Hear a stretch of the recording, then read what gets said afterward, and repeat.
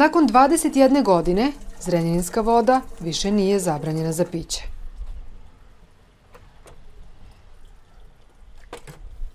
Ta velika vest na koju građani ovog banatskog grada čekaju 2 decenije, nekima od njih nije ništa promenila. Ne znam šta je ispravno, šta nije, ali voda nije čista. Ima miris. Ovu vodu koristite za kuvanje? Za piće, a za kuvanje česme. Ne mogu sve navući. Mnogo mi je to teško da vučem, ja sam žena 70 godina. Vidjeli ste saopštenje da je sada ukinuta zabrana? Vidim komentare da ljudi, šta je to neka veza, šta se tu dešava, ja to ne znam. Nemate poverenja da je voda? Nemam poverenja, zaista. Na javnu česmu i dalje dolaze sa balonima koje treba napuniti. Decenijama naviknuti da im iz česme kod kuće teče voda bogata otrovnim arsenom, borom i teškim metalima. Takvu su vodu Mićan i njegova majka pili i do sada.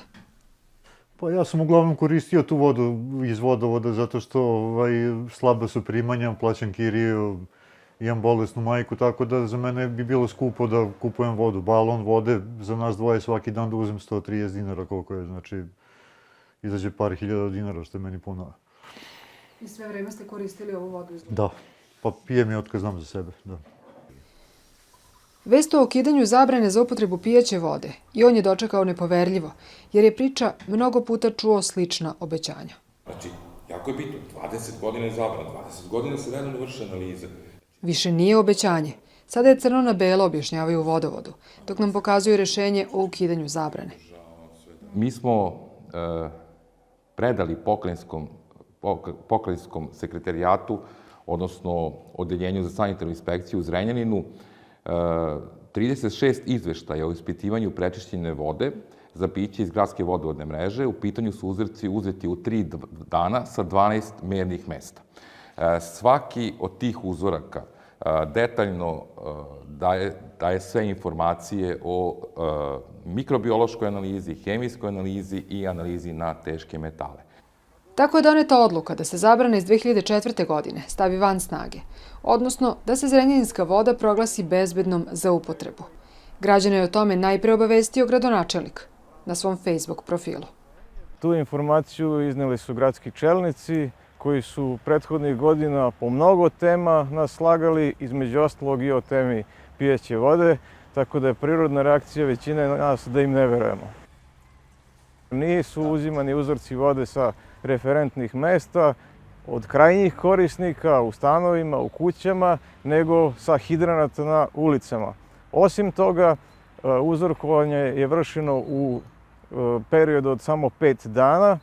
Mi smatramo da bi se jedan novi vodovod, odnosno jedna tehnološki na nov način prečišćena voda proglasila ispravnom, da je potrebno da se uzorkovanje uradi na pravilan način od krajnjih korisnika i u dužem vremenskom periodu.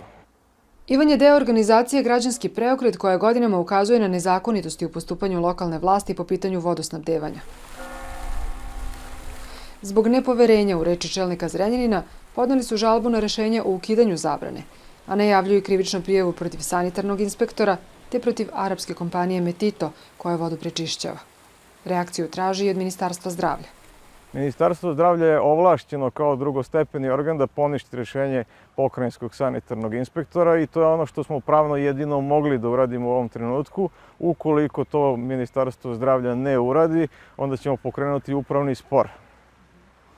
Onda se obraćamo sudskim instancama. Pa što se tiče nepoverenja, ajde da kažemo da i postoji određeno razumevanje za to, činjenica da se 20 godina čeka na rešavanje ovog problema, da Zrenjanin dobije pijaću vodu.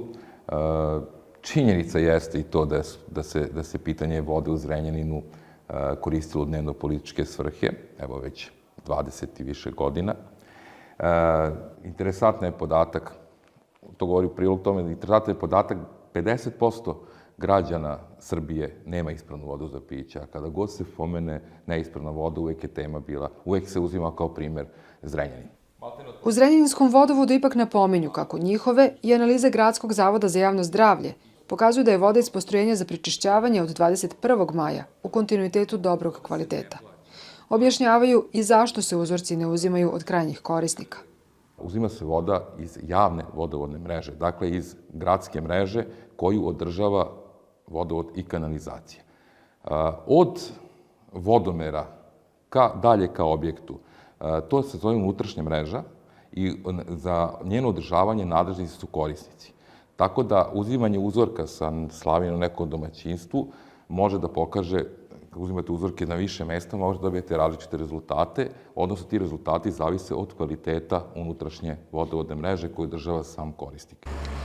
Zrenjanin je od 2018. i primjer grada zbog kog je menjan zakon, kako bi prvi put u Srbiji bilo uvedeno pravilo da se vodosnabdevanjem može baviti privatnik. Tako je praktično retroaktivno ozakonjena odluka grada da prečišćavanje vode poveri privatnoj kompaniji, tada konzorcijumu Sinerteka i grupe Zilio. Izgradili su fabriku, ali nakon višegodišnjih neuspelih pokušaja da reše glavni problem Zrenjanina i eksploziju u kojoj su povređena dvojica radnika, odlaze u stečaj. 6. jula 2022. u vladi Srbije potpisan je ugovor sa kompanijom Metito iz Ujedinjenih Arapskih Emirata, kojim je predviđeno da upravljaju fabrikom vode, ulože u njenu rekonstrukciju i dogradnju, a da posle 25 godina ona pređe u vlasništvo grada. Transparentnosti uopšte nema. Građanski preokret vodi postupak pred sudom protiv grada Zrenjanina zbog toga što je taj ugovor proglašen tajnim, odnosno zbog toga što krije informacije o svom odnosu sa arapskom kompanijom Metito. Osim toga što mi ne znamo šta zaista piše u tom ugovoru, evo i u ovom konkretnom slučaju smo imali jedan, pa ne znam kako to ni da nazovem, neprimeren način obaveštavanja javnosti objavom na Facebook stranici gradonačelnika o tome da je voda ispravna i da se može koristiti za piće. Ministar poljoprivrede, šumarstva i vodoprivrede Dragan Glamočić posetio je fabriku vode i izrazio zadovoljstvo što se posle skoro 5 meseci od kada je pušten u probni rad ovaj pogon i kada je posetio fabriku da građani Zrenjanina konačno posle više od 20 godina imaju ispravnu pijaću vodu.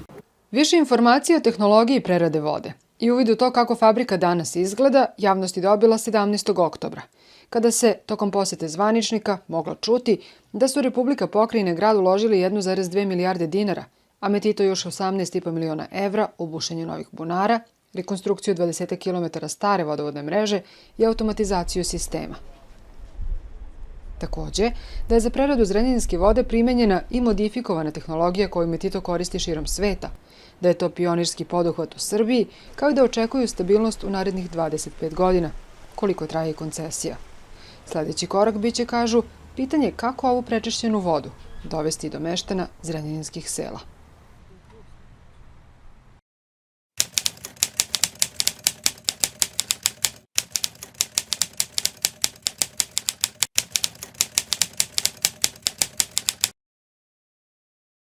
Profesor Dalmacija, hvala vam na ovom razgovoru najpre. I evo, posle više od 2 decenije, Zrenjanincima je stigla vest da je konačno skinuta zabrana za upotrebu vode za piće i za kuvanje.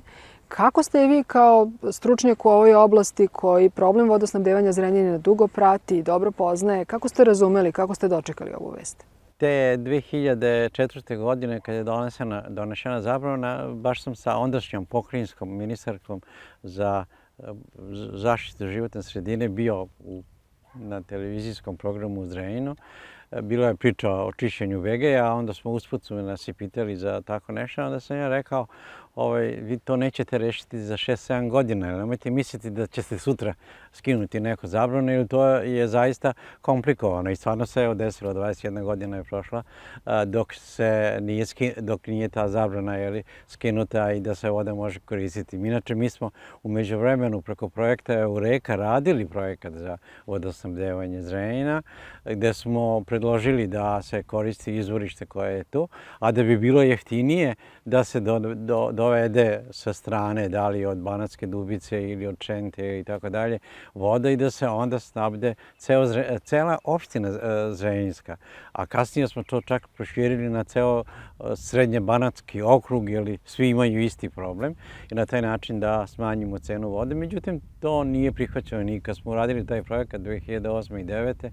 Nije prihvaćeno, urađeno je onaj tender koji je malo bio čudan. Posle su se pojavili razni ponuđači koji u ono vreme sam ja govorio da to neće piti vodu i da Zrenjaninci neće imati vodu. Evo sad ovom promenom se ispostavilo promjenom investitora da su dobili vodu za piće koja je, ajde kažemo, ispravna i može da se koristi. Javno-komunalno preduzeće Vodovod i kanalizacija u Zrenjaninu objavilo je upravo te analize koje su radili tokom 3 dana. Uzimali su uzorke sa 12 referentnih tačaka, na osnovu kojih su zapravo i zatražili ukidanje zabrane. To sada može da se vidi na njihovom sajtu. Pogledali ste ih i šta nam one govore? Pa analize su urađene u 5 dana, da kažem 6 dana, 29. 1. i 3. Na tih 12 tačaka koliko oni moraju po pravilniku da rade, jer te tačke se određuju na osnovu broja stanovnika i ima tabela u pravilniku gdje se kaže gdje se to mora uzimati i tako dalje i određivati. I analize su, kad se pogleda, zaista voda za piće je da kažem, dobra i može da se koristi i može da se skine zabrana. Ono što je možda malo problematično je vrednost za bor 0,8, jako je blizu granične vrednosti emisije i ako bi se pravio, a mora da se napravi plan za sigurno snabdevanje vode građana Zrenjanina, onda bi on spadao, da kažem, u neku kritičnu vrednost. Onaj tehnolog koji radi u fabrici mora bi da zna da mu je jako blizu granične vrednosti emisije i da taj bor stalno prati i da gleda kako tehnološki uslovi utiču na eliminaciju bora i da ne dozvoli da pređe 1 miligram. Spomenuli ste da postoje problemi, čak i sada kada je skinuta zabrana jer je zadovoljen pravilnik. O čemu se radi? Na koje probleme mislite? Ove analize mogu da posluže za ukidanje zabrane pod uslovom da dalje bude transparentnost svih budućih rezultata, znajući stanje koje je do sad bilo po obavezi da su svi rezultati koji se urade moraju zapravo prikazati građanima, znači mora biti na nekom portalu i tako dalje i da sad po meni ne rade kako kaže pravilnik onoliki broj puta, nego da češće rade analizu da bi građani Zrenjanina dobili poverenje. Jer zaista posle 21 godinu ja mislim da građani Zrenjanina nemaju poverenja i da je to skroz ispravno do kraja, nemaju poverenja u te podatke. Zato ja savjetujem da rade češće i da to zaista bude transparentno i ono što je jako bitno da ne radi samo jedna laboratorija. Jer oni će morati za dobijanje da kažem, upotrebne dozvole za postrojenje za pripremu vode za piće, da urade V obim. Ovo je B obim analize, ali se mora uraditi V obim analize. Znači, i to 4 analize od 2 nezavisne laboratorije u toku godinu dana. Spomenuli ste i problem transparentnosti koja u ovom slučaju nedostaje. Znamo li mi koja se tehnologija prerade vode ovde koristi? Šta je ono što možemo da kažemo kako su Zrenjaninci došli do ispravne vode za piće? Pa ja mogu samo da pretpostavim, pošto sam pričao sa nekim od stručnjaka, znači tu se radi o problemu koagulacije i flokulacije. Sad ne znam da li su primijenili flotaciju ili taloženje tih flokula koje su tu nastale i ide na nanofiltraciju da se uklinjaju sve ovi elementi ili barem po boru vidim da je tako. Tako da, do sadržaju bora mislim. Tako da morao bi skroz pogledati kompletni deo, jer ako nemaju zaštitu membrana sa aktivnim ugljem ili nekim jonoizmenjivačkim masama makroporoznim, može se lako desiti da dođe do foulinga membrana i da cena vode zaista bude veća nego što bi inače bila kad bi tehnologija bila optimalno sagledana. Ali opet ovo kažem, ne znam ja do kraja šta se tamo dešava, ali bi moralo da se zna, zato što i građani bi morali da znaju i to sve mora biti transparentno urađeno. Zajedno sa analizama mora se znati i tehnologija i kompletno vodosnabdevanje celog grada, znači svih tih glavnih vodova, sporednih vodova, gdje se šta dešava i tako dalje, jer u pitanju je zdravlje tih ljudi. Znači, u principu, oni imaju pravo to po zakonu. Da su u Evropskoj uniji, morali bi čak da naprave taj Water Supply plan ili plan za sigurno vodosnabdevanje, gdje bi to sve bilo transparentno označeno, urađeno i na neki način